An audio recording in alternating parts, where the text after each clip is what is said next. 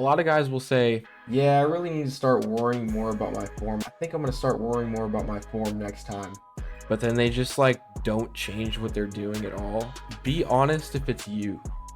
What is up, guys? Josh here with BFPC coming at you on a Monday afternoon. There is a problem with the fitness community. So many guys, to be honest, like almost everybody in the gym just seems to not really care that much about their form. I mean, most people know it's important, and most people know why it's important, or they claim to know why it's important, but they still choose to like kind of just put it on the back burner.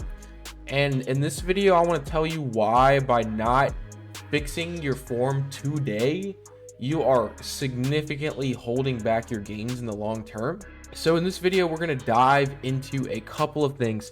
First, why you need to care about having good form. Like I said, a lot of people fake like they know this already, but I really don't believe that. Like I think if you know why it's important, you would be doing it right now. And then we're going to get into what does good form even mean, and then how to put that into practice in your workouts. So let's dive right into it. So there are plenty of really good reasons why ignoring proper form would be holding your gains back long term. And a lot of guys seem to just ignore this, and I don't know if it's like out of laziness or if it's just ignorance of not truly knowing why it's important. But I'm going to lay everything out for you anyways, just in case there's anything that you haven't maybe considered. So first and foremost, if you have bad form, you're just not getting the maximum value out of each and every set that you do. So what does that mean? You're putting all of your energy and effort into completing a set, and maybe you could have put the same exact amount of energy and effort into completing a set, but doubled the amount of stimulus to your body in that same set just by focusing on proper form. So what I'm trying to say is that it's just more efficient to have proper form. Like, do you want to be putting in all of this hard work just to see half the gains? Nobody wants that. So that's why you have to start today worrying about proper form. I'm not necessarily saying that you're going to get half the gains. Maybe in some cases it can be that extreme, but I think in most of all cases you're gonna get significantly less gains over time by not focusing on proper form. So maybe not half, but definitely significantly less.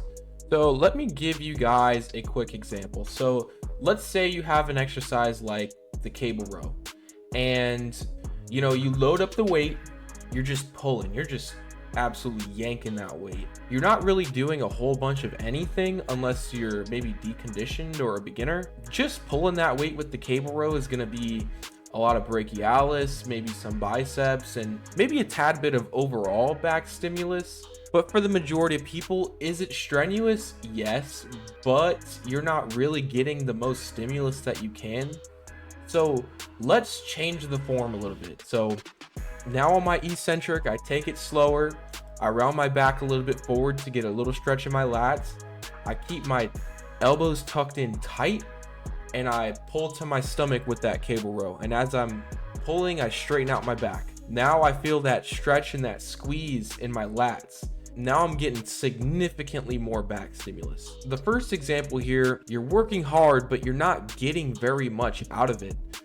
With the second example, you're working literally just as hard, but you're getting significantly more lat stimulus. You see where I'm going with this? In example one, you're more or less wasting your time. Like, why do that? You might as well just do it the right way and spend the same amount of effort to get much more stimulus to your lats. Just by that one example, you can kind of get an idea of like why I'm hounding on this so hard. When you say something like, oh, I'm not really worried so much about my form, or I know it's important, I'll just worry about it next time. What you're really saying is that you like putting in a significant amount of effort just to get inferior gains, which obviously makes no sense. Now, overall, those are the two main reasons that you would really want to make sure that you're having good form on each and every exercise. So for those whose minds I've changed on this topic, I'm going to go ahead and dive into some guidelines on how you can implement good form into your training. So first, what does it mean to have good form? In general, good form means that you're extracting the most value out of the exercise while also staying away from injury-prone position. For more experienced people, this might come very naturally, but for beginners and early intermediates, this just isn't gonna come easy at all. You're probably gonna have to look at form videos online or honestly talk to a coach and see if they can help you. And I know that definition sounds a little bit broad, and sometimes good form can be a little bit broad, but I'll kind of try and narrow it down for you so that you can implement good form into your training. So let me go ahead and give you guys an example. So let's say, for example, you're doing dumbbell chest press with the intent of building muscle on your chest. And by the way, this can apply for any exercise that you're doing for hypertrophy, not just the dumbbell chest press. So you want to take that dumbbell and you want to make sure that you're doing a slow and controlled negative, that you're going all the way down full range of motion until you feel that stretch at the bottom. You're going to push up with force until you lock out at the top. Maybe you'll feel a little bit of squeeze. And you want to make sure that you're keeping your elbows at 45 degrees. Doing the exercise in this way is going to make sure that you get the most chest stimulus out of it while also protecting your shoulders and making sure you don't get a shoulder injury. Again, I'm going to apply this principle to any hypertrophy exercise. So that's a slow and controlled negative, full range of motion. Sometimes I might feel a stretch in the muscle, sometimes a squeeze, sometimes both, depending on the particular exercise that you're doing. And then you have small, more specific cues that don't quite apply to every single exercise, such as like elbow path or just certain little cues about the way you move. Like with the chest press, it was keeping my elbows at 45 degrees. And again, a lot of these little cues come with experience, with trial and error, or you can watch form videos to kind of get these little cues. Now, let's say I'm doing an exercise with a different intent. Like instead of hypertrophy, I'm more trying to build strength. Proper form can get a little bit more complicated when it comes to this goal. A lot of strongmen or powerlifters will debate online forever about little tiny small tweaks in form or having these like secret cues that only they use. But you will find that there are some cues that most of them agree on. So let's take the bench press, for example, for strength. If you're doing a bench press for strength, you're going to want to pin your shoulder blades back and down. You're going to want to have a slight arch in your back. You're going to want to have your feet planted, and you're going to want to make sure that bar path ends up landing on your chest line and then back and up. So it's like a little bit of an arc path. There are a few other little cues that I like to use, but I think those are the general cues that are usually agreed on.